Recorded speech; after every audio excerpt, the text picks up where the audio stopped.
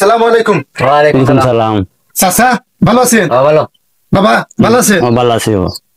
আইলাম ক্ষেত থেকে অনেক কষ্ট কইরা কাকারে চাও দেওয়া হয়েছে। কইলাম রে বাবা বৌমারে কাঁচা দিবার লাগি, বৌমা অনেক কিছু শুনাই লোকে অনেক কিছু শুনাইছে। অনেক কিছু শুনাইছে। দাঁড়াও আমি দেখতাছি। বাবা আজকে কিন্তু বাবা তুমি মাঝে আইবে না। না বাবা, মাইরা দিলে তো বউরে শাসন করা যায় না। বাবা কথায় তুমি যদি আজকে বাবা আর কোনো কথা কইবে না। আমার মা আমার চাচি তারা জীবনটা কাটাইলো দেখলাম, মাথার মধ্যে কাপড় কত সুন্দর করে আজি হুকুম দিছেন। আমার দাদা দাদার যে আমার দাদি জানে আমার মা চাচ্ছে কোনোদিন কথা বলেছেন না। আমরা এত আদর করছেন যত্ন করছেন, আজকে 3 দিনের বউ ইয়া আমার বাবা আমার চাচা কলিজার টুকরা চাচা ওনাদের সাথে বিয়াদবি করে। তা আমি আজকে দেখাইতাম কত বড় বড় লোকের মেয়ে আনছি, আজকে আমি দেখতাম। আরে বাবা কথা শোন, আগে গেছিলে এক জুম না, আগে বাই আইছে, বাইরে বউয়ে তাড়াতাড়ি হয়েছে আমার 12 হয়েছে কিন্তু ওরাইছে চা পান দিচ্ছে। অনেক যুগে বুকে বাবা রে, অনেক যুগের যুগ হইল আরটা বুঝলি। তো খামনাই মারা মানে দরকার না, আমার ভাই আমার খুশি এমনি আছে বালা চা খামনা এবার আর খামনাই বাবা বউরে মাইরা মানে গোড়াটা বেঙ্গা লাগাইবার বুঝলি। যাক বউরে মাইরা দিলে কোনো কিছু করা যায় না, বুঝাইয়া তারে আনন্দ লাগে করে বুঝলি। আর মারলে দিলে আরো বাদ দিব মানে সংসারে মানে খারাপ হবে না। বুঝাইতেছি তুমি আমার বাবার সাথে বিয়াদবি করলা। আমার চাচা অনেকদিন পরে আইলো। আমরা পরিবার কি এরকম পরিবার, আমরা মা বাবা ভাই বোন যত মানুষ আছি আমরা সবাই একজন একজনের আপন ভাবি। আমরা একসাথে এত বছর আছি।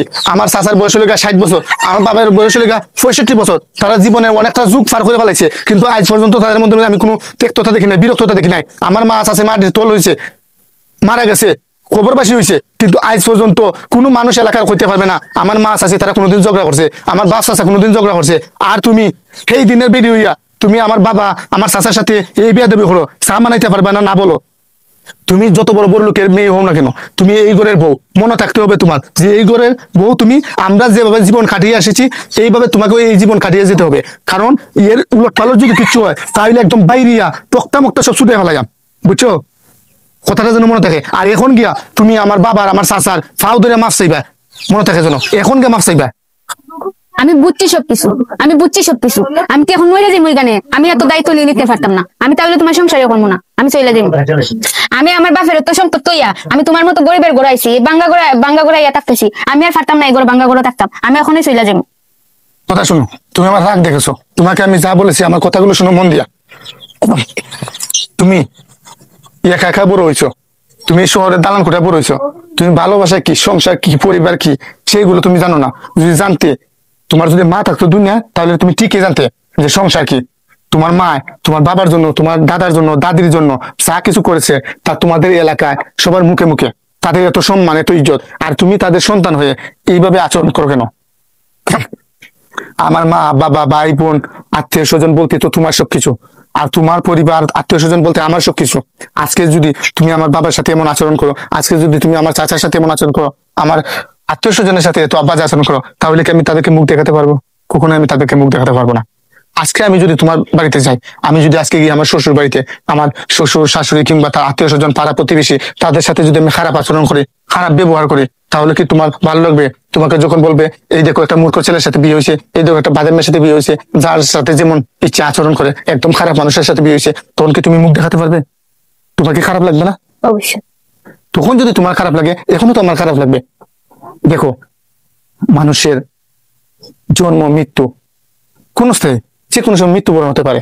তুমি আজকে বাঁচবা, কিংবা আমার বাবা বাঁচবে, চাচা বাঁচবে, কিংবা আমি বাঁচবো, সেটার কোনো গ্যারান্টি নেই। আজকে তো সামনে আছে, কালকে তো থাকবো না। আমার মা নেই, চলে গেছে, শাশি নেই, চলে গেছে, দাদা নেই, চলে গেছে, দাদি নেই, চলে গেছে সবাই। ওরা হলো আমাদের সন্তান সুলভ। ওরা মাঝে মধ্যে আবদার করবে, মাঝে মধ্যে চাইবে। আমরা ছোটবেলা চাইছি না আমাদের মার কাছে, বাবার কাছে, আত্মীয় স্বজন কাছে, যার কাছে চাইছি, তারা কি কোনোদিন বিরক্ত হয়েছে? বিরক্ত হয় না। তাই আমি তোমার কাছে বিনম্র অনুরোধ করবো, আমি হাত জোর করে অনুরোধ করি, তুমি একবার মন থেকে অনুভব করো যে উনি তোমার বাবা, উনি তোমার চাচা, উনি তোমার সবকিছু। দেখবে ওদের সেবা করতে গিয়ে না যে আনন্দ তৃপ্তি তোমার হবে, সেটা না টাকা পয়সা দিয়ে তুমি কিনতে পাবে না, বড় দালান কোঠা কিনতে পাবে না, তুমি কোথাও এই সুখ শান্তি খুঁজে পাবে না। তুমি এখন যাইবা, গিয়া বাবা এবং চাচার কাছে ক্ষমা চাইবা, এবং দেখবা তারা তোমাকে ক্ষমা করে দিয়া ঠিকই তোমার জন্য দোয়া করবো। আর তাদের যে দোয়াটা করবো না, ওই দোয়া তুমি জীবনে কোনোদিন লক্ষ কোটি টাকা খরচ করে যাবো, তুমি এই দোয়া এবং এই ভালোবাসা, এই মঙ্গলজনক জিনিস তুমি কোথাও পাইবা না। তাই তুমি লক্ষ্মী বউ আমার, তুমি ভালো মানুষ, আমি জানি তোমার মনটাও ভালো। হয়তো তুমি জীবন ভরা একা চলেছো, তাই তুমি বুঝতে পারো না পরিবার কি জিনিস, পরিবারের অভাবটা বুঝতে পারো না। তুমি চলো আমার সাথে, তুমি গিয়ে বাবা এবং চাচার কাছে মাপ চাও। আমার আর কিছু বলার নেই। মন পরিষ্কার হয়েছে তো, বুঝতে পারছো তো সংসার কি জিনিস। চলো আমার সাথে। বাবা, তোমার বউ ভুল করছে, ভুল বুঝতে পারছে, তাই তারে বাবা তুমি ক্ষমা করে দাও, মাফ চাও। বাবা আমার ভুল হয়েছে, আমাকে মাফ করে দাও, আমার ভুল আর এরকম যাক মা, দিলাম চাচা, আমার মাফ ভুল করে করে দিলাম। দিলাম।